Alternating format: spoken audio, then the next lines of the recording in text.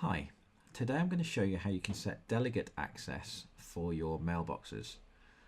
So this is most commonly used to allow another user to respond to meetings and task requests on your behalf.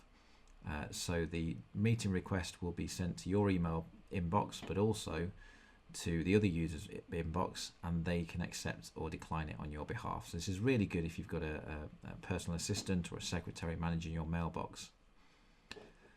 So to do this, I'm going to go to File and then Account Settings and Delegate Access. In here I can then add which users I want to have this delegate access. So in this case, I'm in John's file, so I'm going to, I'm in Ben's file, so I'm going to give the permission to John Smith.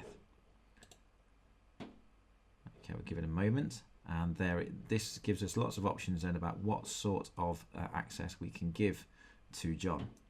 So I'm just going to stick with the defaults on here. As I say, it's most commonly used to allow people delegate access to your calendar and your tasks. So to accept task and calendar items on your behalf.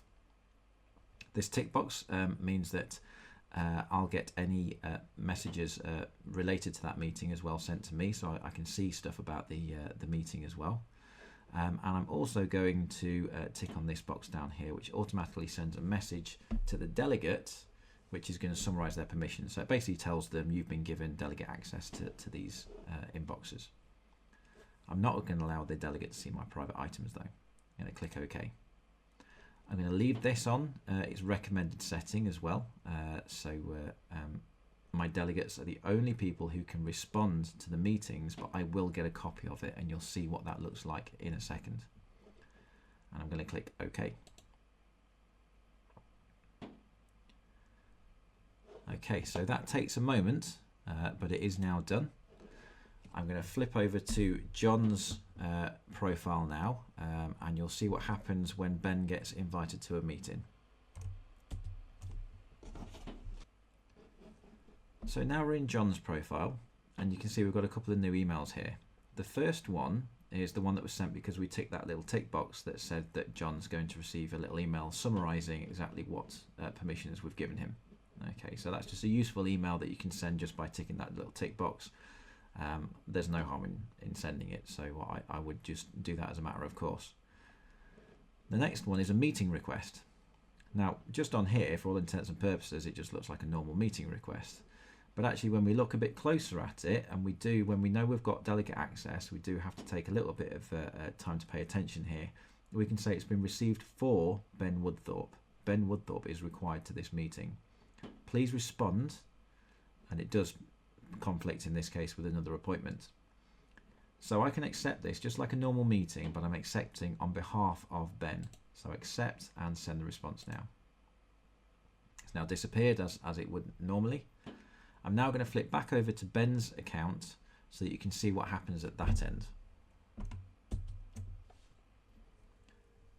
So now we're back in Ben's account, and you can see that Ben has also received that same meeting request. However, in Ben's account, you can see that the meeting request has been sent to you, has been sent to my delegates, and it was accepted for me by John Smith on this date at this time. So it has already been accepted. There's no response required from me. Because we left the setting on that recommended setting that said that only my delegates can accept or decline meetings on my behalf, I don't have any options up here to accept this. Even if this hasn't been accepted yet, I wouldn't have any options up here to be able to accept that. So you can play about with that setting if you need the control to be able to accept your own appointments as well. If I want to get rid of this, I can simply click on no response required there, and it will simply delete the meeting from my inbox. It is, however, in my calendar, and there it is down there, a couple of meetings down there, and one of those is the one that we've just set up. Okay, so that is setting delegate access within your Microsoft Outlook mailboxes.